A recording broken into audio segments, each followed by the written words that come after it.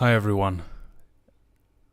Hopefully you can hear me and see me, and hope you're having a good Sunday. Welcome to this live stream on Existential Delight. My name is Dylan, and I'm going to be with you for the next hour to 2 hours, just talking about my conversion to Catholicism. Let me first of all just say thank you for being here. If you're here live, that's really awesome. It's nice that I'm not sitting here talking to the wall. But even if I was, at least this video will be on the channel in future. So if somebody ever asks me about my conversion again, I at least have a place I can refer them to, which is handy. I've put off making this video for so long because I've tried to create a scripted version of this, but it's so hard to script the events that led to my conversion without it sounding contrived and without it sounding inauthentic in a way. And in a sense, you know, just being here right now on a live stream, it's difficult to honestly break down why I have ended up at the place I am, and not in some way notice myself trying to cater things or say them in a way that's maybe a little bit more palatable. It's very hard to be authentic. And I figured that, well, this is probably the closest I'm going to get to ever sitting down with you in a coffee shop and just talking to you person to person and explaining the kind of stepping stones I went through to get to the point of belief. So that's why I decided to do this live stream. That's why I'm going to be talking to you for the next however long this stream is going to be. And I'm not going to rush it, but I am going to follow I have a few kind of general points that are going to guide me through this so I don't ramble too much. But here and there, I will just allow myself to go off on tangents because there's so much that I could say, and I don't want to forget something. I don't want to leave something out, because so many times in interviews that I've been on and other podcasts, when people ask me about my conversion, I always have to give a short, quick version. Well, this video, the point of this video is to really give you the full story as much as I can. And I know it's not going to be, just because you can never fully capture the whole story. Having said all of that, I'm going to do my best. I'm going to try and be as authentic as I possibly can be, and I'm going to try and be as honest as I can be. That means there's going to be a certain level of vulnerability. Anytime you put something on the internet, there's a little bit of courage that needs to be involved, right? Because you've got to be vulnerable. So I'll do my best to do that for you today. Now, today I am a Catholic. I'm confirmed in the Catholic Church. I live in South Africa, which will come up. I'm South African, I should say, born and raised, and that will come up in what I explained to you. I'm also going to be talking about books and thinkers that have influenced me on my journey. Next to me here, you can't see them right now. You can see a little bit of them here, but I've got two big piles of books here that I'm going to be pulling out of as we go through, and I'm going to be pulling out books that I was reading at certain points during the last 5 to 10 years, and how these books shaped me and the ideas they gave me. I'm not going to just give you a set of arguments, though, right? So there's plenty of wonderful channels online that you can go and check out, where you're going to find Catholics providing arguments for their beliefs and kind of apologetic work. And there's a lot of great stuff like that online, but that's not really what I want this video to be. This is really just my experience and how I ended up where I am. Now, here and there, I will explain how certain arguments persuaded me or convinced me, but this is really not going to be an apologetic video. That's not my intention at all. So take everything I say with maybe a few grains of salt. Good. So I'm also happy to answer questions. So if you have a question, please drop it in the chat. I'm not going to wait till the end to check the chat. At certain points periodically throughout the video, I will pause. Whenever I've made a big point, I'll check the chat. And if there are any questions, I'll do my best to answer to the best of my ability. I'll try and be as honest as I can. And if I don't know the answer to your question, I'll just tell you I don't know the answer. Good.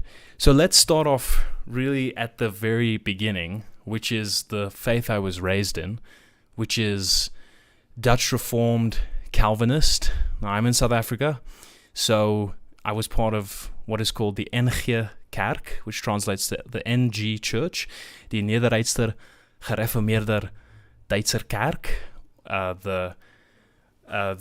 basically the Dutch Reformed Church, and a very conservative Afrikaans church, very I would say in some ways very strict, very culturally strict church. And I don't have any negative memories of that church because, frankly, we didn't go that much. But when we did go, and we did attend, that was my idea of what church was. That was my idea of what religion is, or what religion was. And being raised in that, I got a little bit older. And as I was growing up, my dad was kind of always... He would say things like, things that were very agnostic. So he'd say things like, for all we know, God could just be, God could just be an ineffable entity that we can't comprehend, that just puts things into existence and is impersonal, which is not a very Christian thing to say, right? But my dad was a Christian, but he kind of had this, I think, wrestling with agnosticism. He kind of went back and forth between what we can know about God and what we can't know about God. And that already from a very young age kind of set me up to see religion as something that can be questioned, something that can be contemplated about, debated about, philosophized over. So it wasn't off limits in that sense, because I saw my father being willing to question what seemed, things that you shouldn't question. Now, it's very important to my development to mention that, unfortunately, at the age of 11, my father passed away. My dad died. And it was obviously extremely traumatic. You never really get over it. You just learn to live with it. And at the age of 11, when your father dies, when you go back to school, you're not back at school with your friends. Your friends are still in childhood. They're still embedded in a completely different world. You have just effectively woken up. You're in a completely different world. Their worries are no longer your worries. Their concerns are no longer your concerns. They're thinking about this weekend with their friends. You're thinking about mortality and death and God. And that was really the beginning stage for me. Suddenly mortality was all I could think about. Why do people die? Why would a good God take away my father at such a young age? And those questions were hitting me at a very, very young age, right? I was already thinking about these things at age 11, 12, 13. And entering my teenage years, I was just kind of alienated from my friends because I just had been through something that ended my childhood effectively, right? Well, that didn't end it, but it kind of... It forced me to mature at a rate that is not going to be pressed upon somebody who's not going through something like that. So that's a huge part. So I have a few notes in front of me, so if you see me looking down, that's just what I'm checking. But yeah, so mortality basically is entering my thoughts at that point. And then I'm kind of bizarrely aware and painfully aware of the fleetingness of life. And there's a real insecurity that enters in because one day everything seems stable and okay, and suddenly the next day it's like, well, everybody I know could just die. Everybody I care about could just go at any moment. There's really no security. And that's a heavy burden to bear, especially when you're that young. And I think it breaks a lot of people. I think for a lot of people, losing a parent at a young age can either send you in a very negative, you can go in a very negative, you can go a very negative route. And for other people, it's, they instantly adjust and they adapt. They don't have a choice. I was very fortunate that I had a larger family that was willing to help, right? My whole family, extended family, everybody, the next day, they were all at our home. We had a huge support structure. I had uncles, positive fatherly role models in my life that took on the helm to guide me, so that I wouldn't end up in, unfortunately, I hate to say, some of the places I did end up later on, which will come later in the story. But for the most part, I ended up okay. I didn't end up that bad despite, what I went through. So these questions are in my mind, and then I'm going into high school. And then in high school, we're not really attending church at this point. Now and then maybe we're going to church, but it's like negligible, right? It's like we're doing it when my mom kind of wants to do it, and when the time's right and somebody invites us, and when I'm there, I'm just it's not resonating with me in any real way. Then my mother remarries a Portuguese guy who, funny enough, was raised Catholic. He's still my stepdad today. A great guy. We get along very well. And he's going to a Protestant church, a kind of non-denominational evangelical church, which is in 2 languages, English and Afrikaans. So we started attending this church. And now I've got a stepbrother. I've got 2 stepsisters from my mom's new husband, his kids, and me and my sister. So we're now a much bigger family. We're attending church, and this is during high school. I started learning to play the guitar. I still play the guitar today. It's one of my great loves. And so I offered to play in the band at the church. And so my stepbrother and I were both playing instruments, and we're both playing in this band. We also have our own band going at the time. We're performing, and we're performing our own shows, writing our own songs, and at the same time we're performing for this church band every week. And so we get kind of really embedded in this community. And it's during this time that we meet members of the same church who are part of a ministry group called Freedom Feet, which is not going anymore, sadly.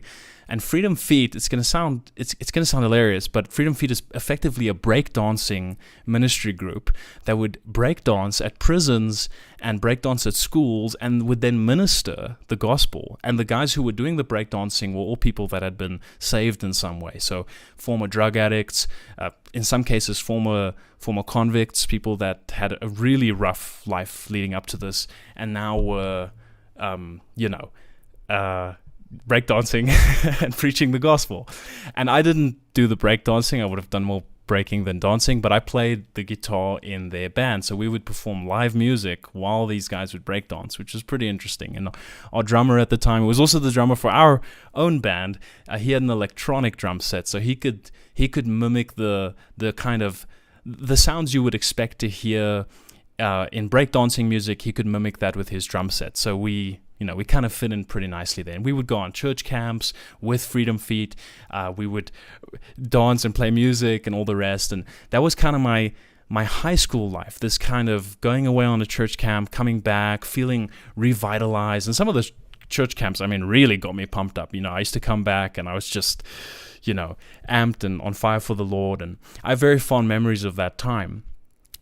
Then, as time went on, I'm still in Freedom Feet, but then I start going to college. I studied music at college, specializing in the guitar.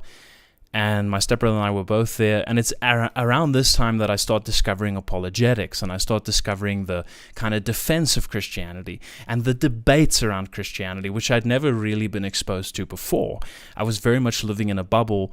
And this is all happening around the new atheist movement. So I remember starting off finding videos by Ravi Zacharias. And remember, this is long before all the scandals involving him, right? So back then he was just kind of this solid apologetic guy, and he had a very positive influence on me at the time because I found his arguments very interesting.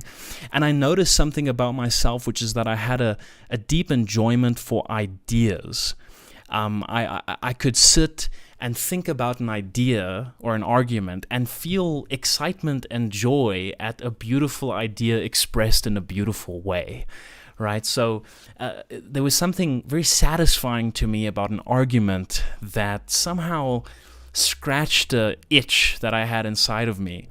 And I kind of started to notice that in myself with the whole apologetics point, and seeing that in debates play out was, for me, very interesting.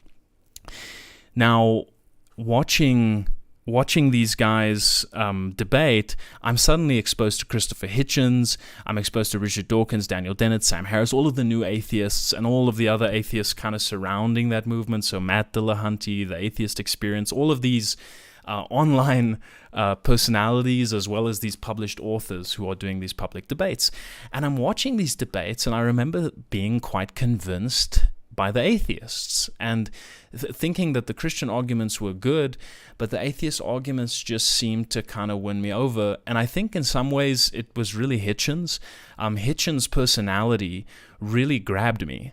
I think in some ways I wanted to be like him. I wanted to be very persuasive in my speech. I wanted to be a good speaker. I wanted to be compelling in my argument. And even though at first I didn't agree with Hitchens, he was such an incredible orator. It's the same with Alan Watts, which we'll talk about him later.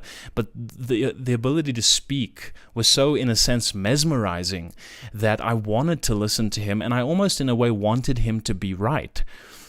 I felt like I wanted to be on his side. And there was also something kind of subversive and edgy about, I'm not just a non-believer. I have all these reasons, and I have all of these arguments, and I have all of these lines that you've never thought of because you're from a small town and you've never read a philosophy book and you just don't know any of this stuff.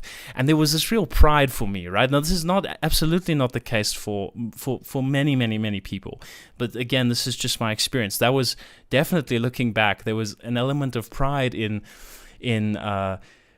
being able to shoot down people's views of religion, and those views of religion within that context at that time might have been very kind of wonky and ill-informed. So it was very easy for me to come along and kind of verbally execute them as some kind of atheistic fatality. And just having a quick look at my notes here. So what was interesting is I had a lot of frustrations with the Christians in my circles, especially, at the church I was attending, the church I mentioned earlier that we were going to as a family. There were Christians there who I perceived as very hypocritical, very, a lot of sin, right? As you would expect, right? But, at the time, I just thought these people, man, you're so petty and you're so jealous and you're so this and you're so that. Of course, seeing it in everyone, but not seeing it in myself, right? And the atheist arguments kind of galvanized and provide justification for my frustration. It kind of made me feel like, hey, I'm actually right to be angry at Christianity. I'm actually right to see these people as putting on a mask of morality when really I know that they're terrible, terrible people. Of course, C.S. Lewis said you would expect Christians to be terrible people because oftentimes there's a reason you needed to be saved, right? However, I digress. So that was justification for my anger and my frustration with Christians. The New Atheist movement really galvanized that. And I think there was a lot of personal frustration and a lot of personal guilt I felt at the failure to live up to this kind of Christian ideal, or at least my very ill-informed idea of what the Christian ideal was at that time. There was a lot of guilt forming on top of that. And it just kind of felt so good to one day, I remember walking outside and thinking, what if there's no God, right? And I'd heard all of these arguments, I had all of these frustrations, and the atheists were convincing, and it was, like I said, it was edgy and it was different, and I could be smart, and I had something unique about me that finally set me apart, and it was like a whole new identity, and it was so exciting.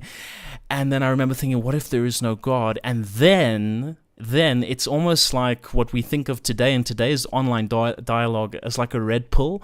It's like you realize, oh my goodness, everyone is deluded. Everyone is buying the story that's totally false, and they're not seeing the real story that's going on. Does this sound familiar to you in the year 2023? I'm sure it does, right? That's how it felt. It felt like the scales, ironically, it felt like the scales fell from my eyes when I believed at that time there is no God. It felt like, wow, everyone is so deluded. Everyone is so, I mean, just listen now. Listen to what this sounds like, right? But this is really the experience it was like. It's just, everyone is nuts. Everybody's talking to themselves. Everybody's going to church and wasting their time. Everybody's praying to themselves. Everybody's believing fairy tales effectively.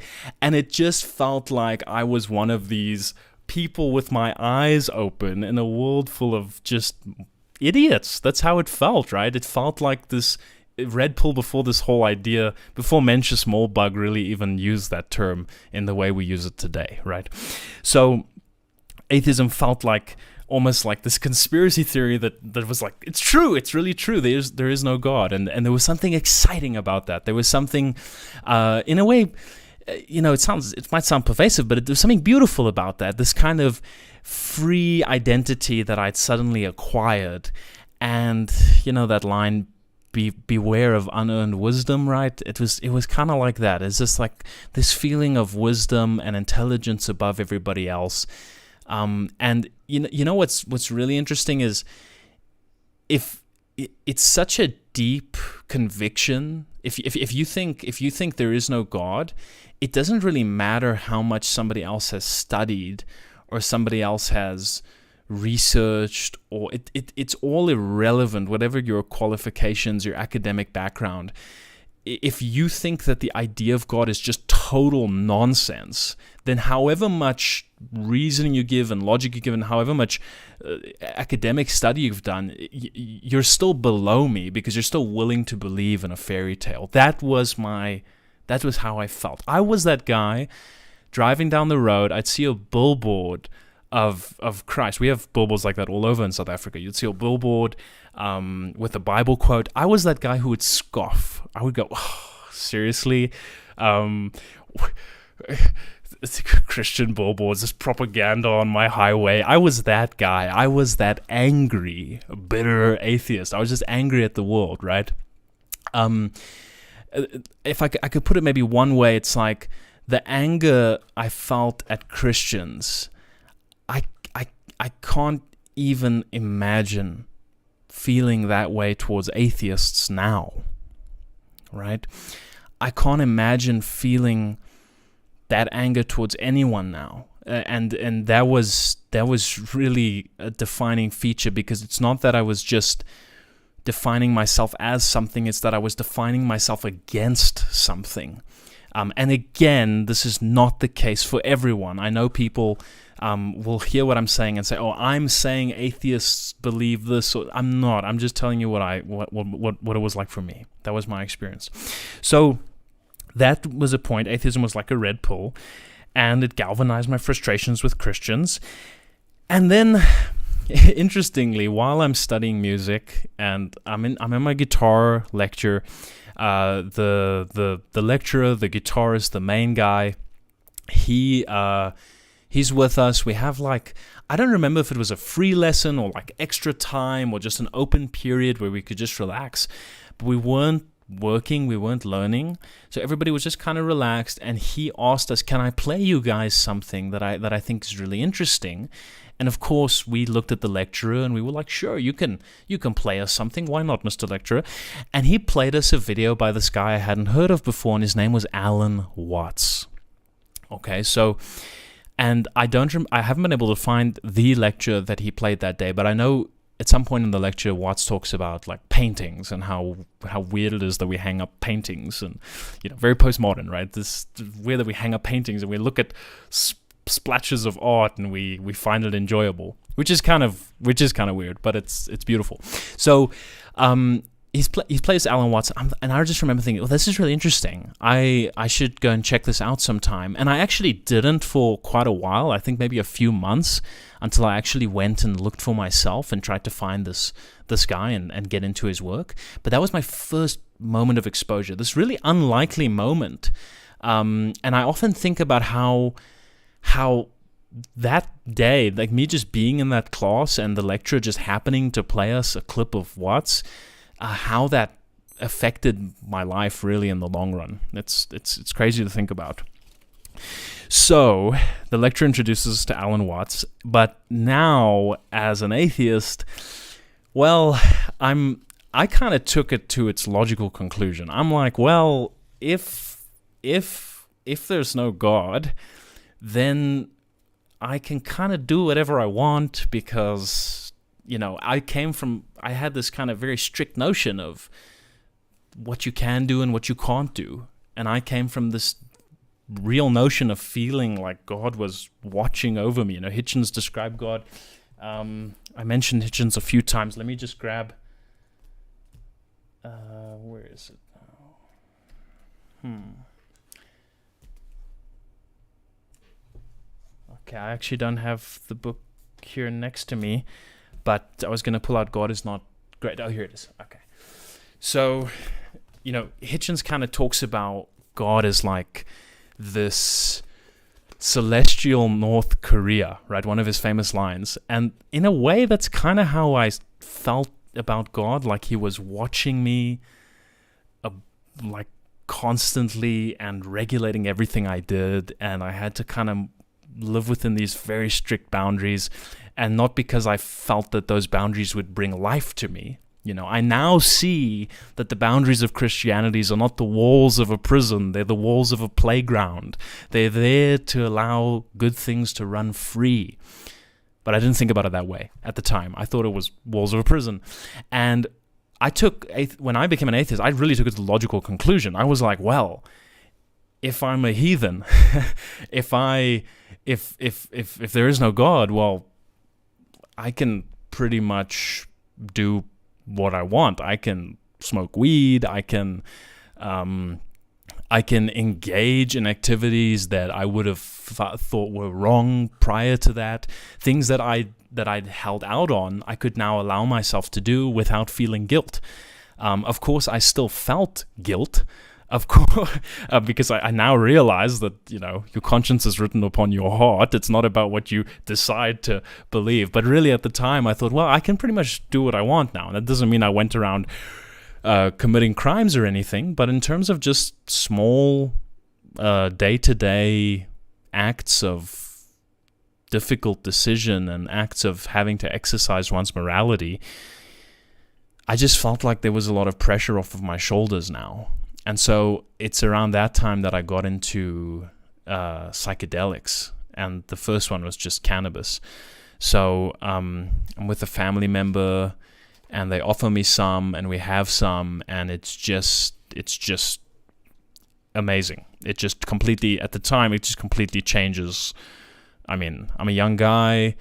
I think I was maybe very early 20s, if not 19, and it just completely opened me up to a side of my mind that I hadn't thought of before, hadn't even thought could be there before, because I'm coming from this really strict materialism, and suddenly I'm looking around the world and the trees are beautiful in a way I haven't seen them before. They no longer just look like, matter bouncing around in a specific way. I now see a form to the tree. I see a reason to the tree, if I may be so bold. I see a logos, an ordering principle around me within reality itself, and that was strange to me that I hadn't seen that before. And I don't think you need to take something to see that, but that was again my experience, for good and for bad. That was my experience, and I don't recommend it, but that was my experience. And of course, that's when I'm now really getting into Alan Watts, and I cannot tell you how much of an Alan Watts fan I was. I think every Alan Watts fan thinks they're like the biggest fan. Really, I think like any mildly obsessed person with Alan Watts, I think they really believe they're the biggest fan, and I'm completely in that category. I think I've listened to hundreds of hours of lectures by Alan Watts. I don't think I could go to bed without listening to a lecture of Watts. I don't think I could drive to work without listening to a lecture. I'm reading his books. I'm reading the collected letters of Alan Watts, letters he wrote to Carl Jung, and people he he's talking to. I actually read this digitally, and I've eventually managed to get the hard copy. I'm reading this book. Was like, I mean, I've probably read and reread this 3 times. I wanted to say like 17 times, but it's probably only 3 times. The book on the taboo against knowing who you are. Really very interesting book, right? I'm not trying to knock Watts, right? I'm just trying to express to you how obsessed I was with this guy. Become What You Are, another classic Watts book, really, really good. And then the one that changed everything, that actually made me become disenchanted with Watts, is Watts's own autobiography, In My Own Way, right? The book he wrote about his own life is actually the book that made me lose my enchantment for him. But I'll get to that later. Let me first just talk about this deep obsession I had with Watts, and maybe why it was there. I'm coming from this very dry, arid lack of spirituality. I'm in the desert, effectively. I've rejected all claims of the spiritual. I'm very much a materialist, very much the universe is just mindless matter bouncing around. There's no rhyme or reason. It's random. There's no one in control. We are evolved apes simply doing what evolved apes do, and we will die and return to the dust. And when we die, our experience ends, so there won't be anything conscious to experience. It'll be just like it was before you were born. And I'm suddenly introduced to Watts, and he is just talking about these everyday experiences you're having, but he's talking about them in the most beautiful ways. He's talking about them in the most spiritual ways. He's talking about them in interesting, insightful, curious, provocative ways that leave you rethinking how you view the world. And that's one of Watts' greatest strengths. He's so good at talking about ordinary things in an incredible way. It's the reason I love Chesterton, who we'll get to him much later, and I'm excited to get to him. But yeah, so I'm really into Alan Watts, and I am becoming gradually less rigid in my atheism. I'm gradually moving towards agnosticism. I'm gradually moving towards the idea that the world is stranger than I think. Okay? That my presuppositions of the world are limited by my own experience and my own knowledge. That I simply cannot know. I cannot know much about reality. And even though science, using various instruments and various tools, can tell us incredible things about the world, those tools are still limited, right? Those tools are still limited to specific ranges. Those tools are still limited in certain ways that we can't even really fathom.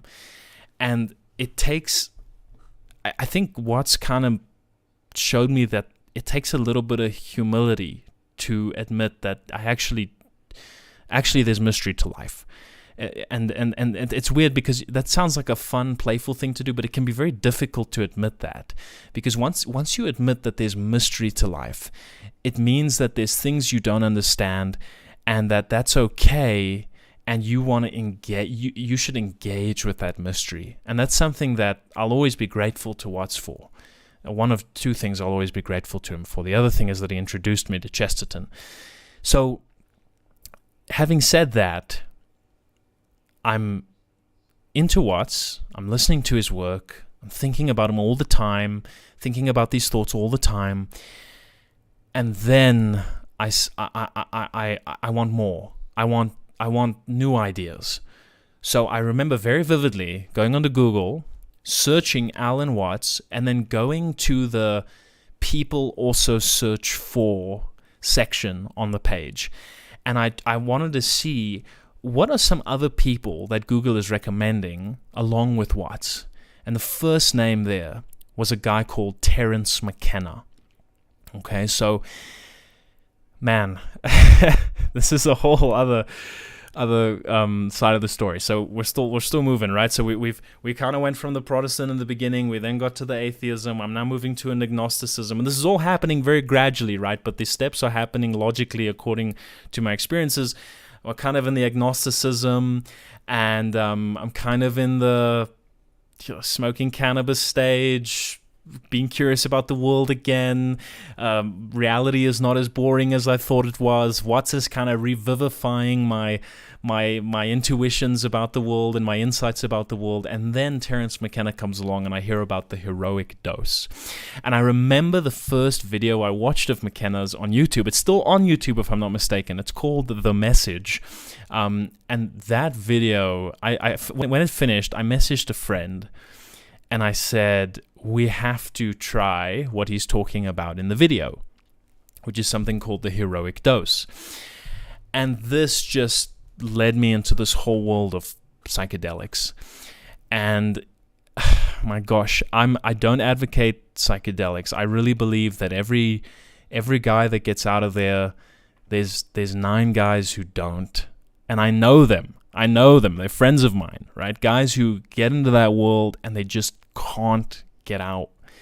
And you can see things from the outside that they don't see from the inside. And it's scary. And I don't even like talking about it because I don't want people to idolize or to turn psychedelics into an idol.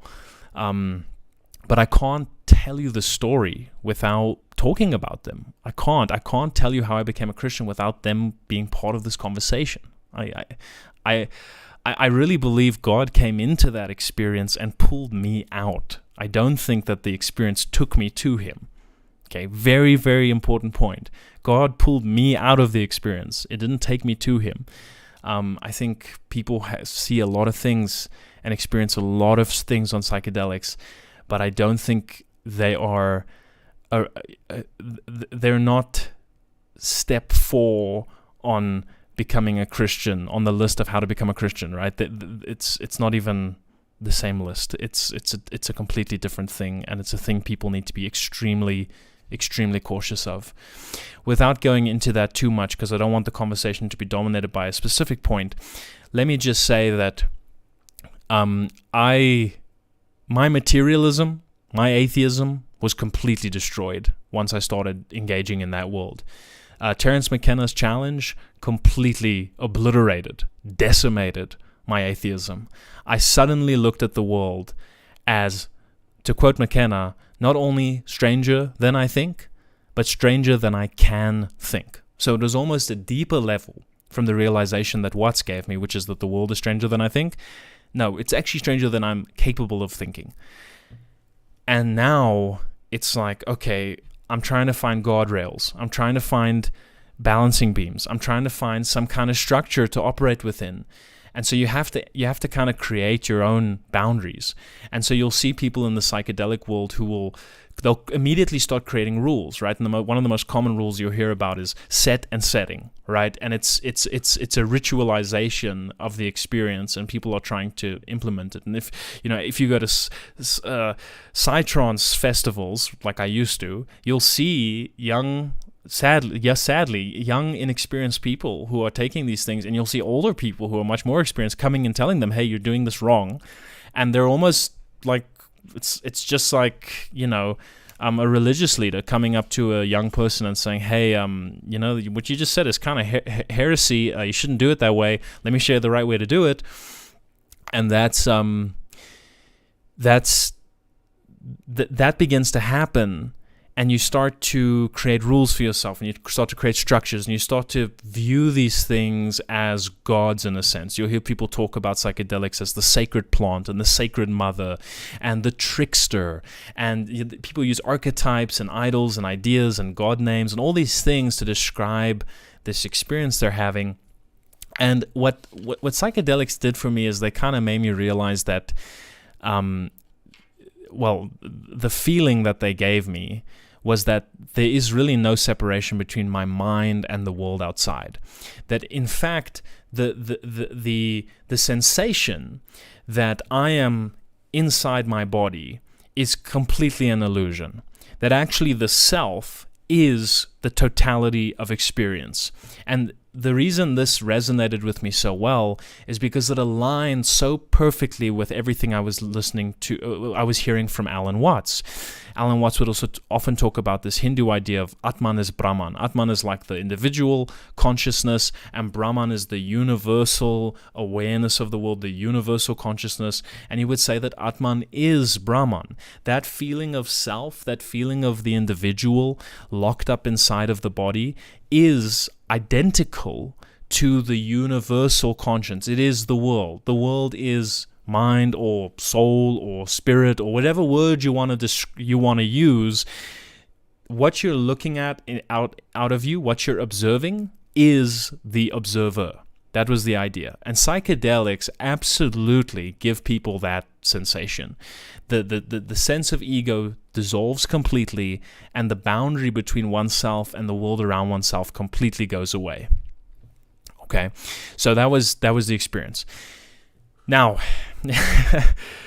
let me take a pause, because I'm gonna tell you now.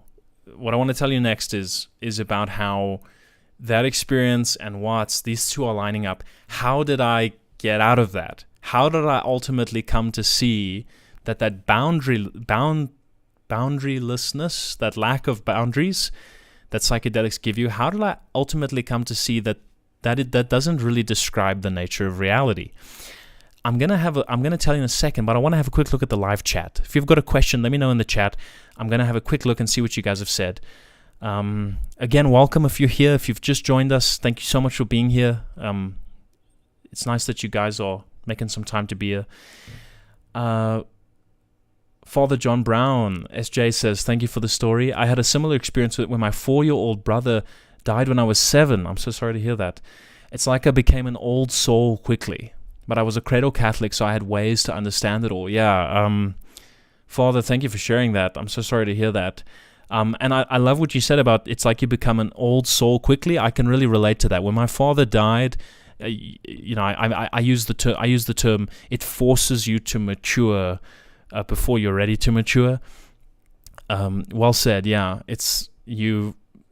People describe me as an old soul. It's like sometimes I wonder how much of that old soul was there because of the experiences we go through, right? And it's not there from birth. Then, yeah, Hitchens was one of the best speakers, but you never bought his atheism. I see Father John also says. Keenan, shout out to Keenan.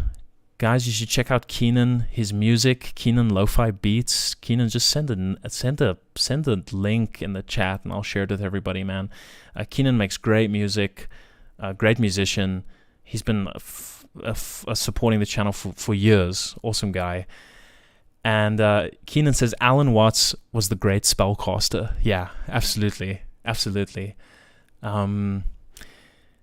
And you say you had the same experience. Maxon says, just getting started from the beginning, but did GK's book Orthodoxy help you? It has helped me. Oh my goodness. Maxon, Orthodoxy changed my life, man. Orthodoxy changed my life completely. That book is like, man, other than the Bible, obviously, that no other books impacted me as much. I'm doing a sentence by sentence, chapter by chapter breakdown of that book on the channel.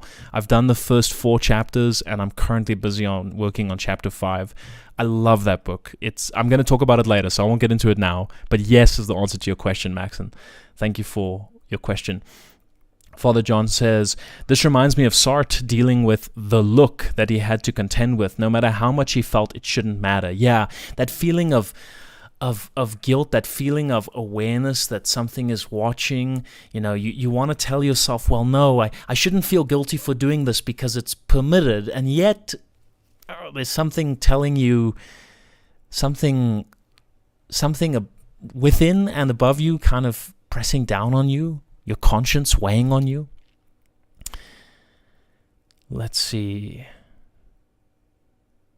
Yeah, Maxon says Chesterton is the goat of apologetics. In my honest opinion, yeah, I would agree, because if you look at how many guys were influenced by Chesterton, I mean, J.R.R. Tolkien was influenced by Chesterton. C.S. Lewis was hugely influenced by Chesterton. C.S. Lewis said that one of the reasons he converted was because of Chesterton's book, The Everlasting Man.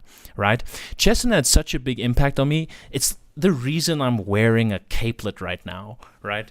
So, like, Chesterton is. I mean, yeah, let me not get into it. I'll get into it later. And then, let's see. I'm just going to read a few more, guys, and I'm going to continue with the story. Thank you for your questions.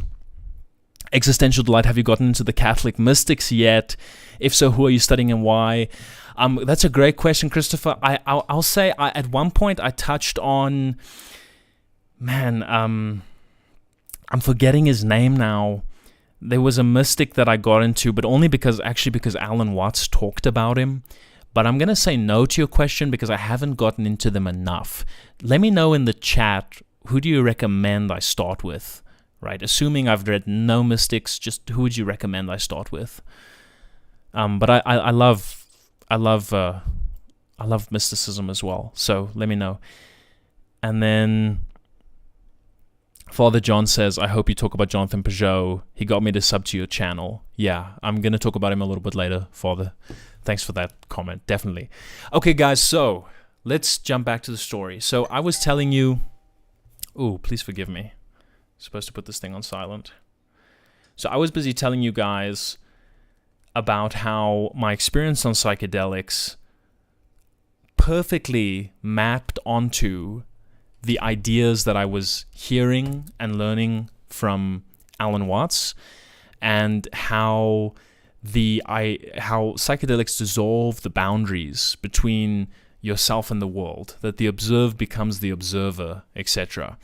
And how did I kind of get out of that world?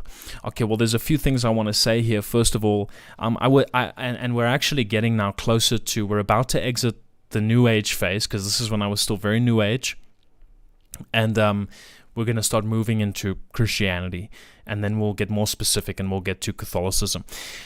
But let me just say that I had an experience on psychedelics that was so bizarre.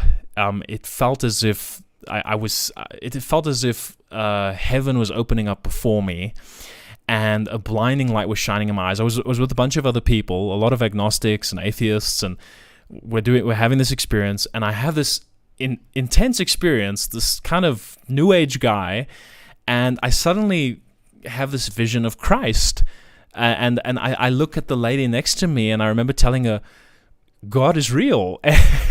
And she looked at me and she went, oh, I don't want to hear any of that religion. And I was surprised that I had said it, right, having that experience. And when I told you guys that, it's not that psychedelics took me to God, it's that God came into that experience and took me out of it. That was the moment. And that didn't make me a Christian. That didn't even make me believe in God. But that moment was a pebble in my shoe. I couldn't forget about it.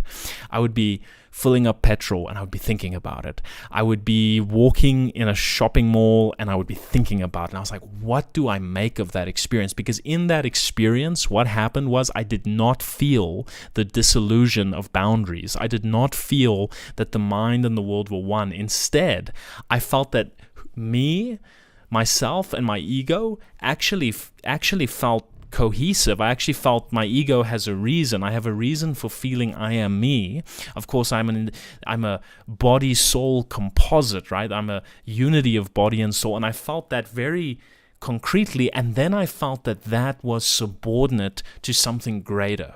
And that blinding light, that vision of Christ I had, I felt completely that I had to submit to that it was something greater than me, and something, for the first time in a long time, something bigger than me, something greater than me. I was no longer the universe, because up till that point, that was really my worldview.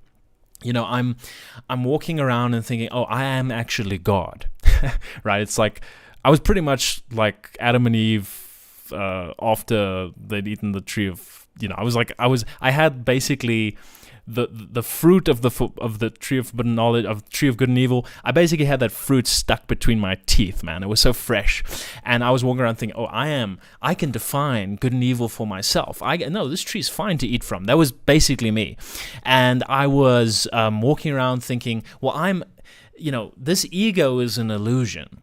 This ego, me, Dylan, he's not God, but underneath that and the world, it's all one. I am actually, I am, right? That's really what I thought. I know how blasphemous that sounds now, but that's really how I thought. And that was really Alan Watts' whole thing, that you are God. And he would kind of sneak around it, and sometimes he would say it directly, but if you listen to enough Alan Watts, you'll eventually get to that point, that's what he's trying to tell you. You are God.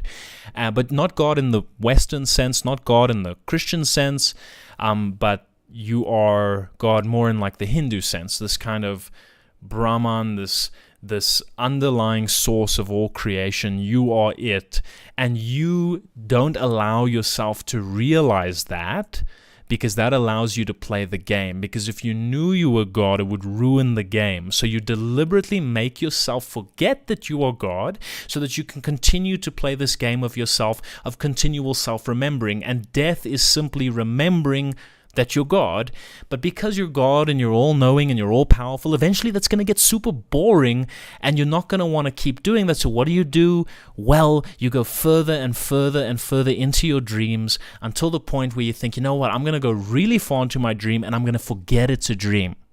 I'm going to forget my true identity and my true nature. And that feeling is the feeling you're having right now. You're actually God, you just don't know it. It was very compelling to me.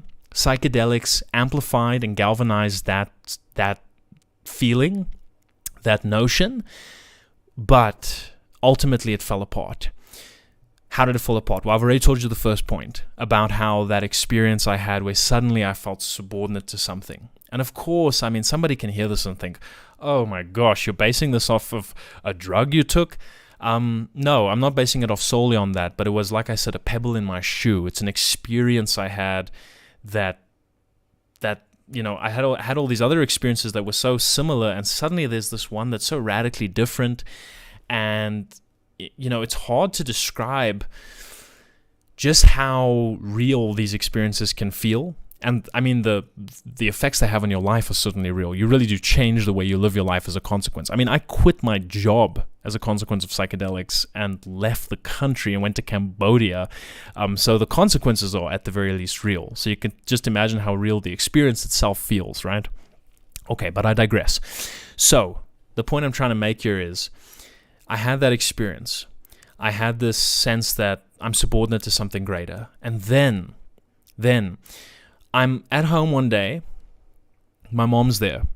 My mom's going through a really rough time. She wants to talk to me. I say, okay, let's walk in the garden. I'm in that world at that point, right? I'm attending festivals. I'm taking, I'm smoking weed, all that. Unfortunately, it's what I'm doing. I'm walking with my mom. And remember, deep down, I think, I'm actually running the show. I just don't know it. I've made myself forget that I'm actually in control here. And my mom opens up to me and tells me that she's going through a really, really, really rough time. Okay, and I didn't realize. I was probably too high to even really fully appreciate what she was going through. I hate to say it. Things are very different now, for the better. And my mom was suffering. And I encountered this suffering directly, right, face to face. And you know what?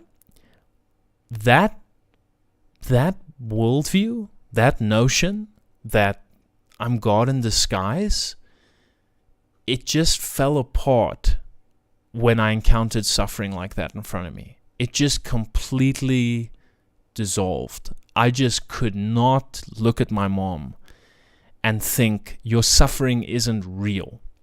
Your suffering doesn't matter in the bigger picture. I obviously didn't say that to her, but I just couldn't even think that. I couldn't bring myself to believe, actually, you know what, Mom? Don't worry. This is, you know what, you're actually God, and you can laugh at all of these feelings you're having because deep down, when you die, you're going to realize. I mean, it just sounded so heartless. And it is. That was the realization I had. It lacks humanity. It seems like the kind of thing that you would think of, someone who has no contact with humanity would think of, right? Somebody who has no contact with suffering would think of. It's a happy days belief. When everything is great, oh, wonderful. I'm in control, actually. I can do what I want. I can underneath everything, I'm in control. But when suffering, when things hit the fan, it completely collapses. And that's when I started being disenchanted with Alan Watts. And you know what disenchanted me the most, and I'm coming back to a point I made earlier, is his own autobiography. When I read this book in my own way, I don't know where the chapter is right now. I'll find it and I'll probably share it on the community tab on the channel. But when I read one chapter, at the end of one chapter, he says, I had a home, I had a family, I had a loving wife, and I wanted none of it. Okay, think about that. I had a home, I had a loving family, I had children, and I wanted none of it. Okay, I couldn't relate to him, and the more I read his autobiography, the more I realized that this guy was not adapting his life to truth. He was adapting truth to his life. Okay, Watts was taking Buddhism, Hinduism, Confucianism, the Upanishads, Zen, whatever area he touched, even Christianity. I can send you videos where he does this, and I'll actually talk about one in a second. He would take these things and he would twist them to suit himself, ultimately. And when you realize that about Watts, it's difficult to respect him, because you see it constantly in his lectures, constantly. Okay, so I mean, he eventually, as I understand it, he divorces his wife, or they split, and the kids kind of have to deal with that, right? And that's obviously tragic. And then he's living this life where he's lecturing on a boat and he's seeing all these different women, and he dies an alcoholic, right? And the sad thing is like, he was such a great speaker and he was so intelligent, and it's in a way, it was his intelligence, it was his genius that kind of allowed him to be able to take these things that were, not really cohesive, and he would find ways to combine things into a narrative that made sense and was very compelling, but ultimately it couldn't stand the scrutiny of the real suffering that is present within the world. And I think in some ways that's probably why he had to self-medicate. So that's one point I wanted to make. Another thing I wanted to say about Watts is, once I read his autobiography, I started going back to some of his other videos, and there's a video on YouTube. I'll see if I can find it maybe after the stream, and share it on the community tab or something. But there's a video where he's talking about Jesus Christ, and I'm sure if you just search Alan Watts talks about Jesus Christ, I'm sure you'll find it. But he quotes Jesus as saying, did I not say that ye are gods, right? And he's using that verse as a justification for his idea that ultimately you are God, like we discussed. And I thought, you know what? Let me actually look into that. So I went and I looked into that verse, and I watched a few videos of biblical scholars and different people talking about that verse. And I actually can't tell you exactly what that verse means right now off the top of my head, but I know for certain it's not at all what Watts was trying to make it mean. It just isn't. And Watts, you might not know, but he was in the religious life. If I remember correctly, he was an Anglican priest. He was some form of priest, right?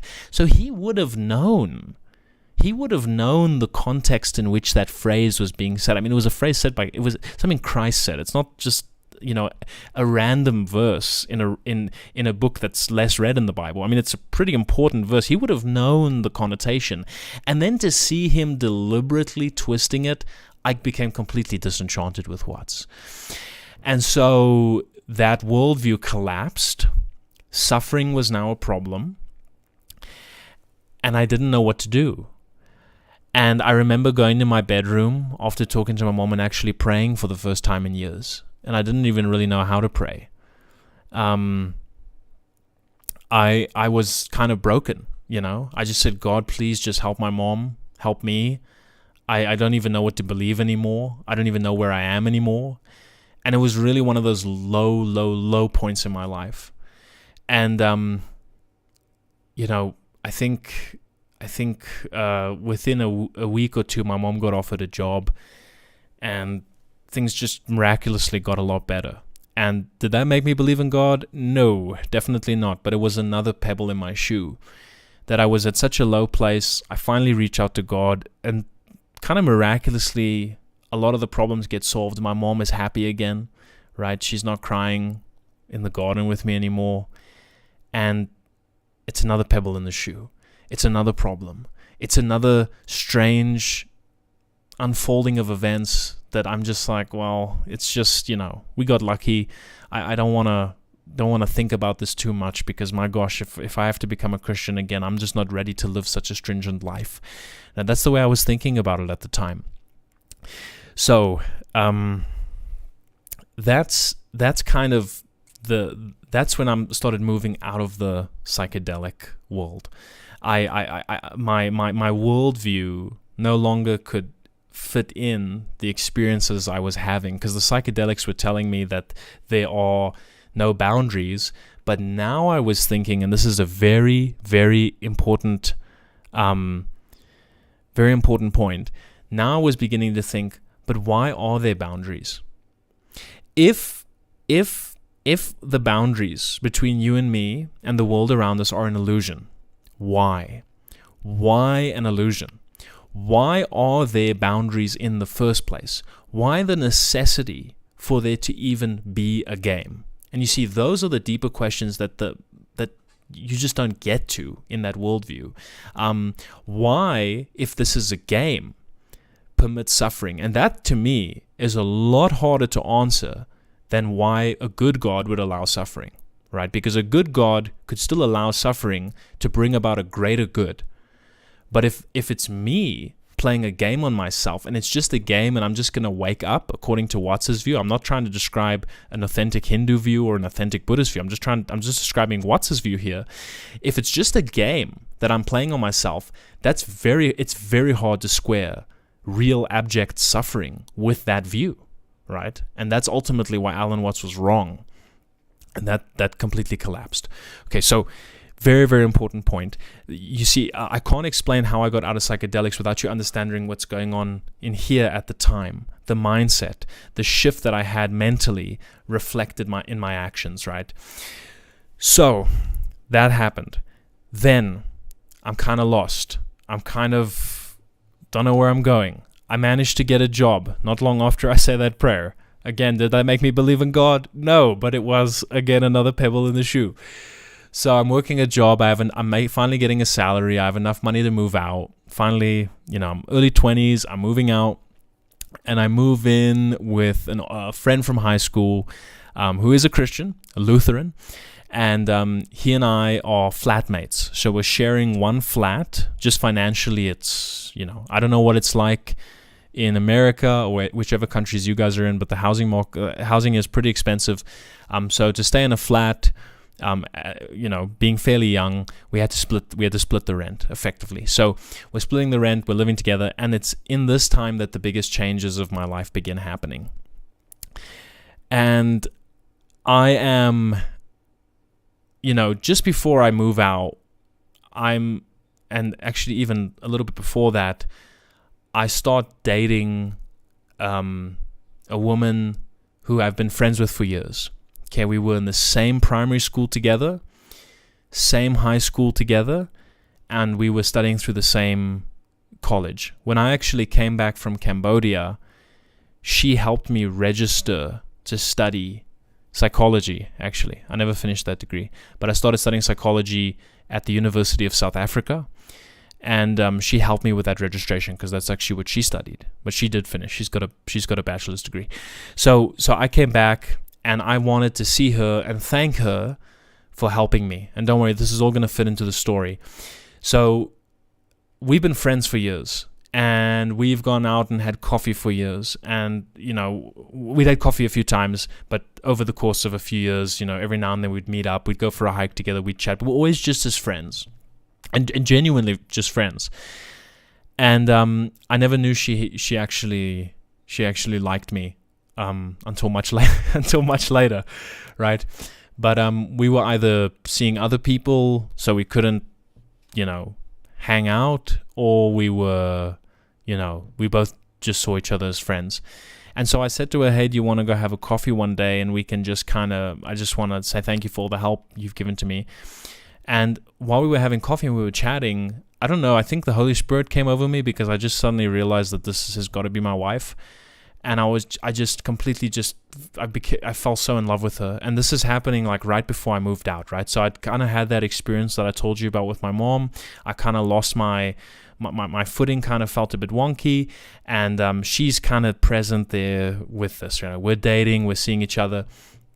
And just before that time, sorry, I'm getting the dates a little bit off. Just before that experience, just before I move out, my parents, early 20s, she and I go on this date. We go for coffee, not a date. But on that coffee, I realize, oh my goodness, this is the girl, this is the one.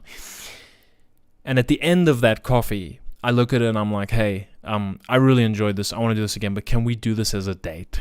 And we've been friends for, long time. And she just lights up. She's like, yeah, absolutely, I'd love to. And we've been married now for like almost 2 years now. So our second wedding anniversary is coming up now in April. So that's really wonderful. And we have a child now. We have a daughter, and our daughter's turning 1 in March, on the 17th of March, on St. Patrick's Day, which is pretty cool. So my wife she was a Catholic, okay? So she's cradle Catholic. But she was, and she'll admit this, she wasn't really practicing. She was distant. She was not interested in Catholicism as much as she would have liked to be. Okay, so I'm in this flat now. I've got a roommate. He's Christian. I'm still a little bit in that psychedelic world, but I'm starting to move away from it. And then what happens is I start thinking about Christianity seriously for the first time in years. And I start to decide, you know what, actually, let me start looking into the Bible. And this is where you can enter Jordan Peterson, Jonathan Peugeot. And you know what, I actually think Jordan Peterson has had such a big impact on the culture. And when I say the culture, I kind of mean here very specifically millennials and even a later portion of Gen Z. Millennial guys have been so deeply impacted by Peterson that I think we don't even realize how impactful his 12 rules were, to be honest with you. I think that now you hear those rules, if you ever learned them, and you think, oh yeah, it's kind of obvious now. But when that hit the scene, that completely challenged me. Peterson's conversation with Joe Rogan, the first podcast they did where he's talking about religion. And you know what? It's kind of sad because I think people don't want to admit that, you know, they're a fan of Peterson or something like this. There's all these tribes online of people that think he's this and think he's that. But he had a huge impact on me. I mean, I was that guy who cleaned my room and tried to really improve, tried to be better. And it really helped, and hearing him talk about all of these archetypal ideas got me interested in Carl Jung and got me interested in psychology. And that's actually why I ended up going and studying it, like I mentioned. And I started just going down this rabbit hole, right? I read The Science of Mythology by Jung and Karenyi. I read The Psychology of the East by Jung. I read fantastic Jung's answer to Job. I actually enjoy Chesterton's take on Job more. But let me just show you the notes in this bad boy that I've made, because look at that. Just look at that. This is so dense. You can't believe it. I read Synchronicity. Oh, these are beautiful. Look at these designs, right? How gorgeous are these? Oh man, beautiful. So it's Synchronicity and 4 archetypes, and now I'm starting to think about structure in the psyche. I'm starting to think about the mind and the mind's relationship to the world, and the mind's and psychology's reliance on God as a guiding principle. So I'm starting to view God in a kind of different way than I've ever seen him before. And then I even tried, well, I actually finished this. This is the biggest book I've ever read, Mysterium Conjunctionis by Jung, which is a monster of a book. I was trying to kind of look at God in a different view, in a kind of symbolic way, in a new light. I was considering arguments for God and for Christ in a new way. And I can give you like an example. So Peterson has this great point where he talks about, humanity is always trying to find what is the best person. So if you take 1 million people and you say, okay, of these 1 million people, let's take out the 100 best leaders. So we've got 1 million and we distill it down to 100. Of that 1 million, we take the top 100 leaders and we pull them out. What is it about those 100 guys, those 100 people, that make them great leaders? And then you say, okay, well, let's distill it further. Let's take it down to 50. So of that 100, we say, okay, which of these 100 are the top 50 greatest leaders? And you distill it down again. Okay, so we've distilled it twice now, and we go another layer, we go down to 10. So the leadership qualities within these individuals are getting more and more intense. We've triple distilled now. We're at the level of Jamison, right? We're triple distilled. And then you ask yourself, okay, of these 10, what does the top guy look like? What is the leader of leaders?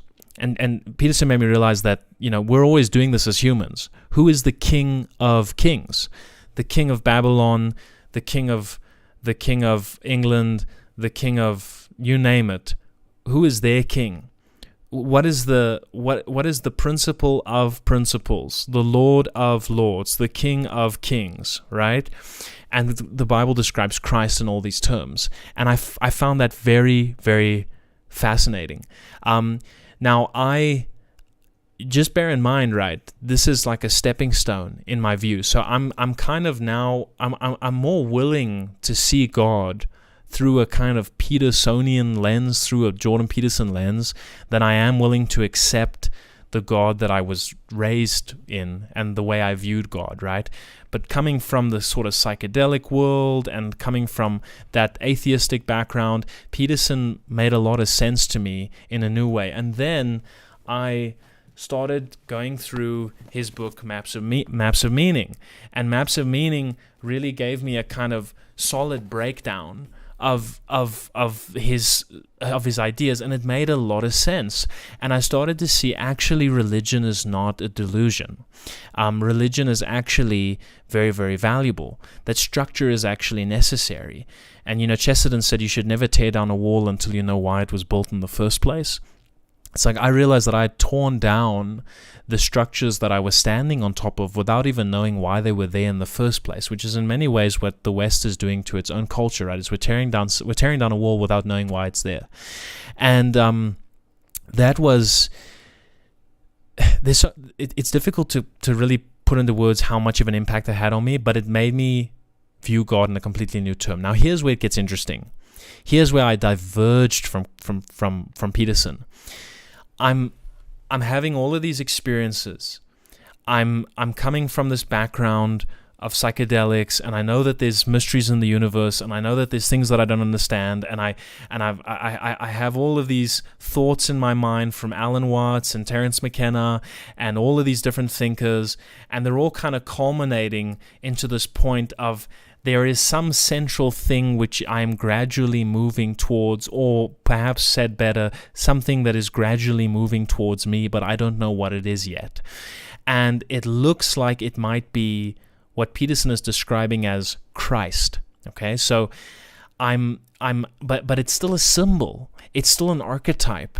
It's still the Bible is still symbolically describing psychological aptitudes and psychological ideas, and I do believe it is doing that, but I didn't believe it was doing more than that. I thought Christ is a symbol of the ideal human being, but I didn't believe Christ had actually raised from the dead. Right? That's a big chasm to jump over. There's a reason Peterson hasn't jumped it himself yet. Right? It's a big chasm to get from one to the other. And when I did, it wasn't necessarily a single moment, but I remember kind of thinking to myself, you know what? Let me treat God. It sounds a bit funny to say it that way, but let me live my life, and let me pray, and let me ask Jesus to help me, and let me talk to him, and let me live as if he's there, and as if he's not just a symbol, okay? As if he's real, as if he's actively present in every moment of every day, and he's been here through every single step of this long journey that's taken me an hour and 19 minutes to talk about so far. Let me live that way. And I suddenly, after, praying, thinking about all of this, I'm praying, and I'm asking Christ just come into my life, whatever that means. And the first thing I noticed was a change in disposition in myself. Suddenly, for the first time in years, I felt hope. Okay, hope for the future. It's so hard to describe. It's when people talk about the fruits of the Spirit, they're like the wind. Like, you don't know where it came from, you don't know where it's going. It's just there suddenly, and you're just grateful. You don't want to lose it, but you don't know how you got it, so you don't really know if you can lose it. It's weird. But I just suddenly felt, whatever happens, things will be okay. And just talking about it, I'm kind of getting goosebumps, because I can't really put into words what that's like. To look out of the window in South Africa, which is a country that's going through quite a lot of difficulties and has for many years, and to feel intense hope, and to feel intense, and this is the next thing, joy, to feel love, and then to feel this weight of sin, and to kind of start thinking, oh man, if this is true, then everything I know about the world is wrong. Because that means, if Jesus Christ really is God, that means he actually rose from the dead. And that means that death isn't what I think it is. Like, death is gone. Death has been killed. Death has been destroyed. Death no longer has the highest, if there's anything you can fear more than death, the only thing you really can fear categorically would be God. And death was always in that position. But then I thought, well, not only is God capable of being feared, but he's also capable of being loved. So it's not even just that God has taken the place of death. It's that God is now risen above it, and I get to love what that is. And again, I'm not trying to make apologetic arguments here for Christ, right? But it's at this point that I'm now starting to think, okay, I got to start exploring the Bible. So I read a book by Sean McDowell called More Than a Carpenter. It's a Protestant author, but my goodness, it's brilliant. At that time in my life, I ate that book up. I actually I don't have a physical copy. I read it on my phone. I bought a digital version of the book. I devoured that book, and I suddenly started realizing, there's all these questions I had that I'd wrestled with for so long that I kind of just suppressed. Like, why would these guys willingly die for this guy that they, if they were just making it up? Like, I'd die for something that I believe in, but I wouldn't die for like some myth that we just made up. And then I started thinking, man, these guys were really convincing con men if they managed to fool like the whole world, and they actually managed to split history into two demarcations, to before their con, BC, and after their con, right? Like, wow, these guys were incredible. I mean, it's almost like more amazing to think that this was a con, that this was just a trick to fool the world, and that managed to get, that managed to succeed. And I just started reading more and more about the evidence, the biblical the evidence for the scriptures, how we have more manuscripts of the New Testament than any other ancient text, and it shocked me. I just didn't know.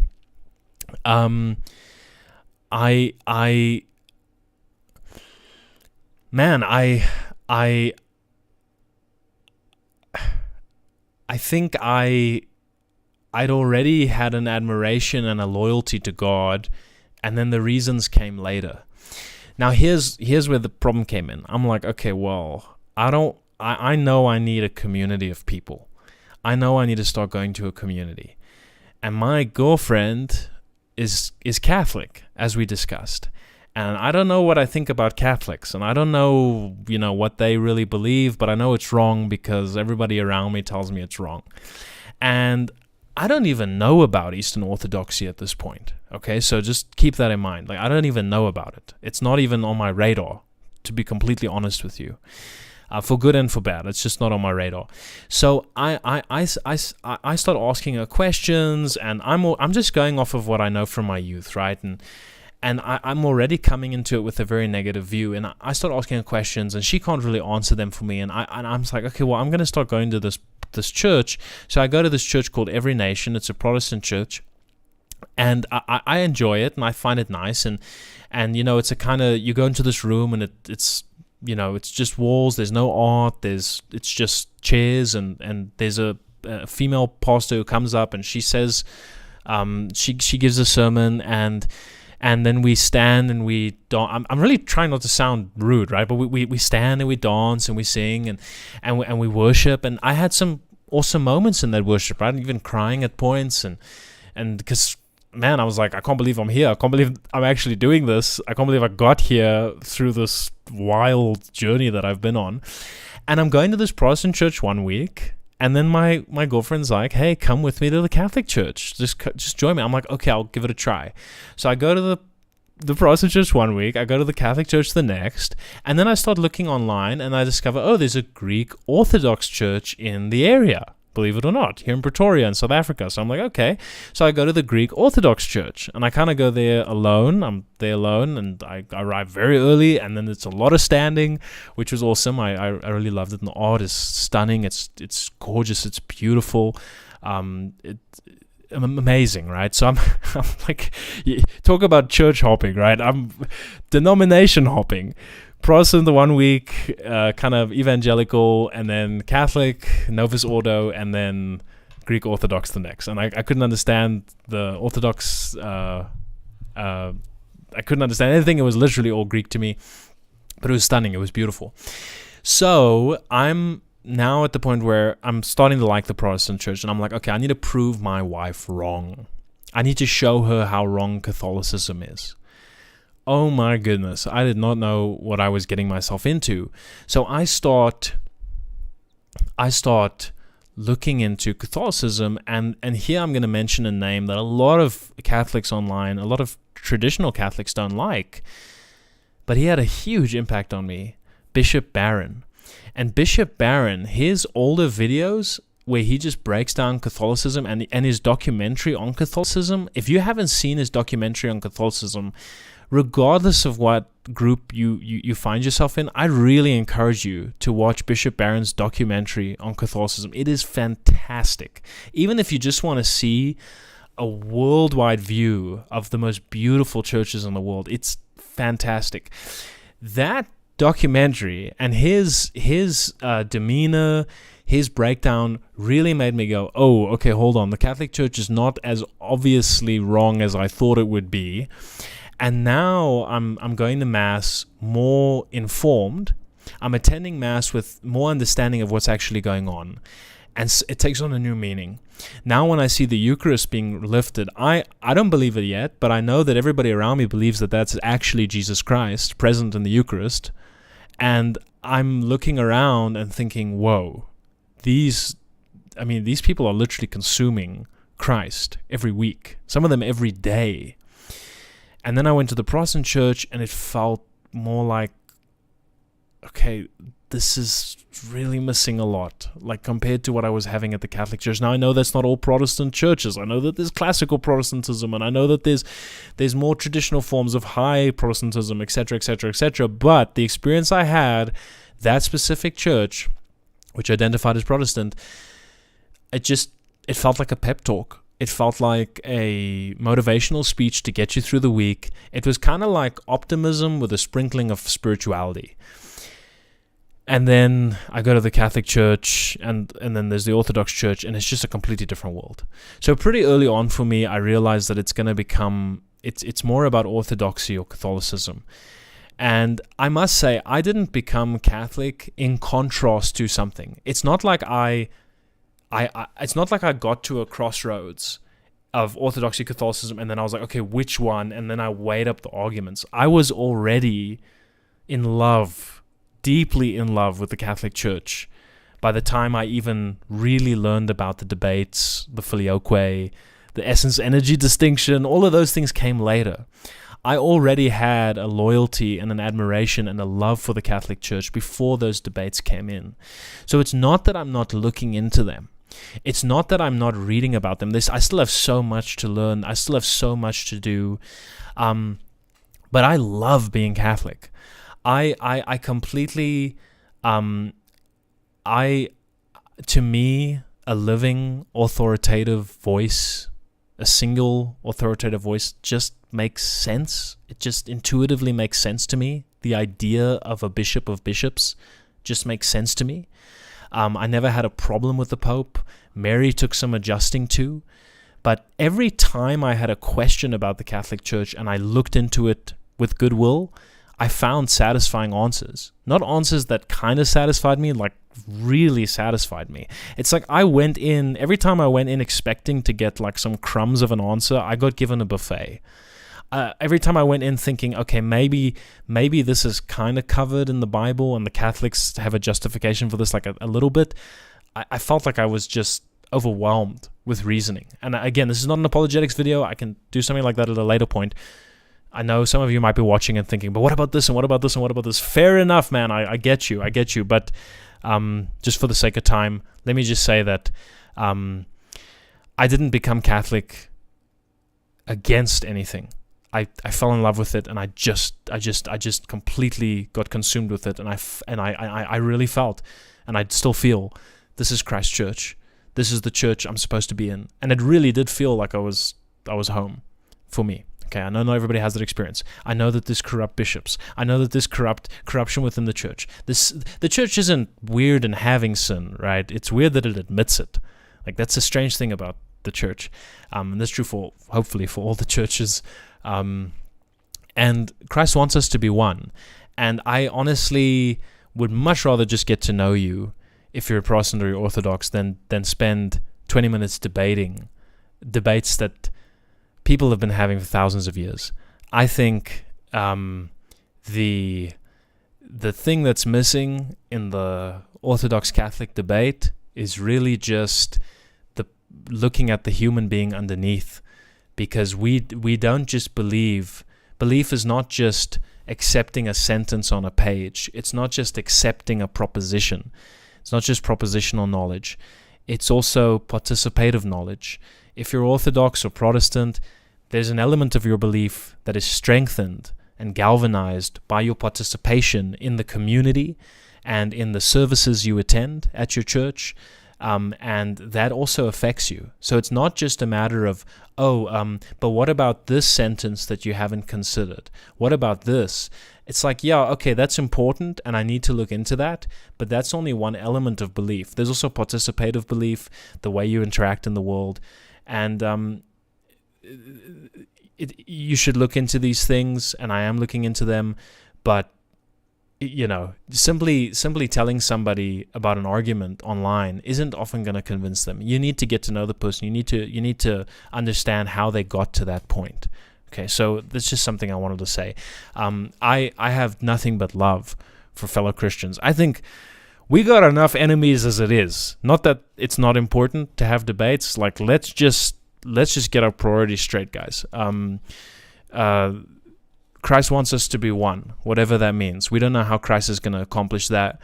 But if you're sincerely loving Christ and you love His Word and you believe that the Bible is the freshest thing in the world and that the modern world is actually the oldest thing, the world is actually old and decaying, the Bible is actually the freshest thing in the world. If you believe that and you want to see positive change in the world, then in my book, we're pretty much on the same side. Now, let me kind of begin to wrap this up by bringing in another, really the push towards orthodox belief, in not in Eastern Orthodox sense, but just in traditional sense. Chesterton, G.K. Chesterton. I would sometimes meet people who love Shakespeare okay, no, that's not true. I've read about people who love Shakespeare so much that they dedicate their whole lives to Shakespeare. And I'm sure if you're like me, you've heard that and thought, how could somebody love Shakespeare so much that they want to dedicate their whole life to him? I could never understand that until I read Chesterton.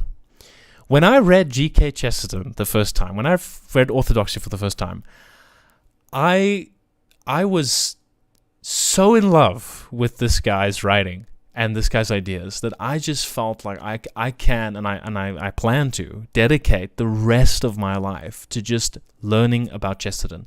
If you go onto my YouTube channel and you check the banner, the banner literally says, exposing you to the wonderful mind of G.K. Chesterton. That is my mission on the channel, to make Chesterton popular again, to get people teaching him in schools, to get college students talking about him. I want everyone to know about G.K. Chesterton. That's one of my missions in life. I feel like that's one of my callings in life. I think that's what God wants me to do in this life.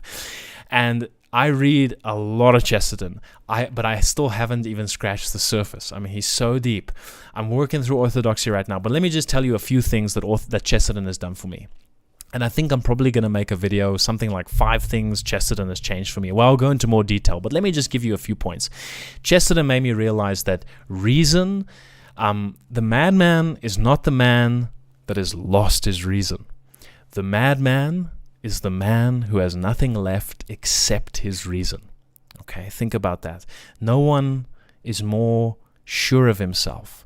No one has more reasons for everything in the world than the man in the insane asylum, than the lunatic. Because if he thinks the whole world is out to get him, you can take him down the street and say, well, what about that guy? He doesn't look that interested in you. Well, no, but he is. That's all part of his plan. But I'm not in on this conspiracy to get you. Well, of course you are. That's what you would say if you were in on this conspiracy. So, see, this guy's got a reason for everything. He has nothing left but his reason, and that's why he's insane. And so Chesterton made me realize that imagination is God's imageness in us. We create because we are created, right? So imagination, Chesterton made me realize imagination is a very important part of the Christian life, which is a very interesting idea. A healthy soul has a balance of reason and imagination. You need imagination, you need mystery. And Chesterton, he's so beautiful. And at the end of one of his chapters in Orthodoxy, Chesterton says that if you look up at the sun, you can't look at it directly. It's like blinding. It's like kind of misty, and it's like a mystery, and you can't look at it, but it's always there, and it's lighting the whole world, and everything you see is lighted by the sun. And yet you can't look at it directly. And that's like imagination. It formulates the world. We look at things, we categorize them with concepts and words and language, and then we understand the world around us, and that's how we perceive things.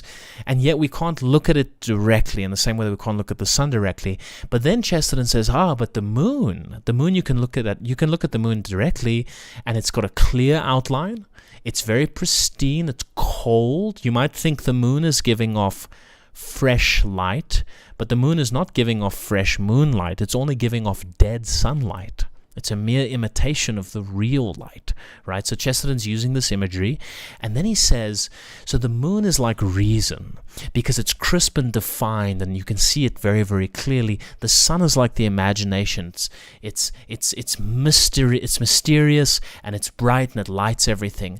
And then he ends the chapter by saying, and that's why the moon, being the mother of reason, and the queen of the night, the moon has given her name to every lunatic, right? Because the root word of lunatic is lunar. How genius is that? How beautiful is that, right? And Chesterton has constantly, he is just trying to read Chesterton is like just drinking bubbling champagne. It's just the ideas are just bubbling off the page. You read 2 sentences and he's hit you with 4 ideas in those 2 sentences. He's got a reference to someone you've never heard of. At the same time, he's making a comparison to he's comparing two ideas that you didn't think were connected. He's showing you how they're connected in a very clever way, and he's turning it into a pun. He's a genius, and I'll spend the rest of my life learning about him. And Chesterton's article, Why I'm a Catholic, it's not really an article, but it's a piece of writing which you can find in one of his books, but it's effectively Why I Am a Catholic. I did a reading for it on the channel. When I read that, I found that incredibly powerful, incredibly motivating and endearing. And that also, I can't go into all the reasons why Chesterton pushed me towards Catholicism, but that's another big one, right? Just his worldview. In Orthodoxy, he lays it out how he finds Christianity, and then eventually later on in his career, he explains how he found Catholicism. It had a huge impact on me. Now, you might be wondering, did the fact that my wife was Catholic help me become Catholic? Yeah, definitely. I mean, let's be real, right? If my wife was Orthodox, would I perhaps have become Orthodox? Maybe. I don't know, but she isn't. For whatever reason, she's not, right? That wasn't in the cards for us. And maybe I wouldn't have. I don't know, right? But I can tell you that my wife wasn't a fervent Catholic, right? I was working against Catholicism. I was trying to prove it wrong, and I became convinced. It's not that I, needed to become a Catholic in order to keep her. So for what that's worth, people always ask me, how much did my relationship affect my conversion? It did affect it, but again, I was working against it in a way, not towards it, not for the benefit. She was not really fervent, but things are very different now. Things are completely different now. So those are just a few thoughts. Let me just see if there's anything else I have to mention. Okay, and then of course one of the reasons Catholicism appealed to me is I didn't want a church that moves with the world. I want a church that moves the world. I don't want a church that adjusts its teachings to the age. Let me just hit off a few quotes here, because any church that adjusts its teaching to the current age is going to be a widow in the next age, because the teachings of this current age are just going to disappear in the next 100 years. But the church's teachings need to stay consistent. The Protestant churches that I was experiencing, just adapting, modernizing, trying to keep up with the world, which is always dying. Right, the church is the one thing that's ever new and ever fresh. So I needed a church that was consistent, orthodox in its faith, that wasn't going to change. I know people have a lot of problems with the Catholic Church, understandably. The church is full of sinners. That's no surprise to me. That's what the church pretty much guarantees you're going to experience. And I found in the church a kind of consistency and a stability that I've been longing for my entire life. And to see that ancientness, that tradition, that historical root behind everything. I also have a deep love for the medieval age and medieval culture, and just everything just kind of fit together perfectly. And it just has God's fingerprints all over it. And that is how I went from Protestant as a youth, atheist in my teenage years, New Age in my early 20s, to Christian to Catholic Christian right now. I still have a lot to learn. I'm still very young. I'm 27 now. Existential Delight is just my journey documented. It's me sharing Chesterton with all of you and sharing my experiences and my thoughts with all of you. And I've met a lot of amazing people over the last 3 years and the last 4 or 5 years actually through this, and I thank God for it every single day. And I want my channel to hopefully be a place of dialogue where people from different faith traditions can talk and have fun and riveting debate and discussion and dialogue. But thank you very much to all of you who have listened. If you've listened from the very beginning, my goodness, God bless you. Thank you so much. The channel is growing. We just passed 20,000 subscribers, which is amazing. The channel's doing well. If you want to support the channel, please subscribe if you're new here. I'm making content, as you've probably heard, about Chesterton, and also just about... I'm trying to be the opposite of an existential crisis, really. I'm trying to make you feel good about life, because life is wonderful. The mystery of life is the sanity of life. I hope you guys enjoyed this chat. Please check out my other videos if you're into this stuff. I've got a whole playlist on Chesterton if you want to get into his work. If you liked any of the things I said about him, go and check that out. Let me know in the comments or in the live chat, what did you think of this? Did you enjoy this? Did you learn anything from this? Did this maybe make you think about things in a different way? Hopefully I didn't say anything heretical at any point. And it's been a good hour and 43 minutes. It's pretty late here in South Africa. I think I'm going to end things up now. But let me have a quick look at the chat and see if you guys have anything you wanted to say. And let me see if there's any questions I missed. So Maxon says, I just re-listened to the Jordan B. Peterson versus Zizek debate. Any Zizek fans? Hearing JBP talk about not being ideologically possessed greatly challenged my fundamentalist worldview. Maxon, I'm a huge... let me try and do my impression. I'm a huge Zizek fan. Happiness for me is a very non-conformist category. I'm a huge Zizek fan. I actually have a few videos of Zizek on the channel. I actually have a video where Zizek and Peterson chat to each other. And in fact, I have a few of his books on my shelf at the back. Zizek is great. I love Zizek. I mean, obviously we don't agree on everything. I mean, find me one person who agrees on 100% of what you think, what any of us think, right? But I love Zizek. Zizek makes philosophy fun in my book. Father John says, I never liked Jung for some reason. It's like he uses God as an instrument to his own fulfillment, or like he figures out God and supersedes him or breaks free of him in a kind of Gnostic way. Yeah, I think that's a fair way to put it. I mean, I would say a Jung phase, right? So I think Jung he went very far and very deep, and his ideas are so fascinating, and he's a very interesting guy. Obviously, has so many interests and everything. But eventually I got to a wall, and I was like, well, I need to go further. It can't all just be psychological, even though, Jung would say that psychology is, man's mind is shaping the world, which is in part true. But eventually, I think I needed more, and even more than Peterson could give. And I think at the bottom of the rabbit hole was Christ. Keenan says, yeah, I think Peterson does the same thing. He uses God and Christ as a utility instead of actually having true faith. Yeah, that can be the worry. Father Brown says, I get the sense Peterson is being broken down. His story has the ingredients for a sincere conversion. That would be big headlines, right? If Peterson converted, oh my goodness, can you just imagine? We'll pray for it, guys. Let's pray for it. And then Maxon says, fair enough, man. Yeah, fair enough, man. Those bloody neo-Marxists.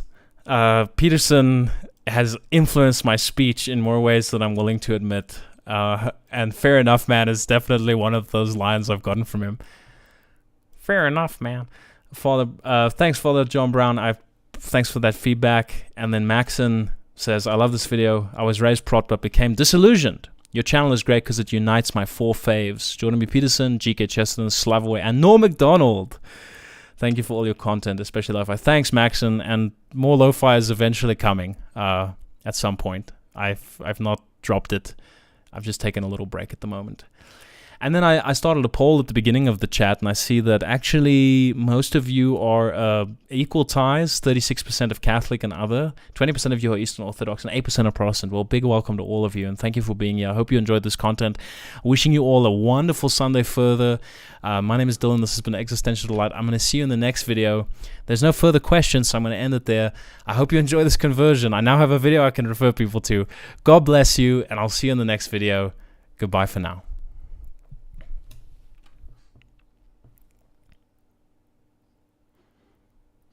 Oh, Keenan, thanks so much for the for the money. Thanks so much for the super chat, Keenan. I appreciate that. I'm glad you enjoyed it. And thank you for that Western currency. Trust me, the exchange rate's really bad, so that Western currency is really appreciated. It goes a long way. So thanks so much. Okay, everyone, goodbye for now. God bless.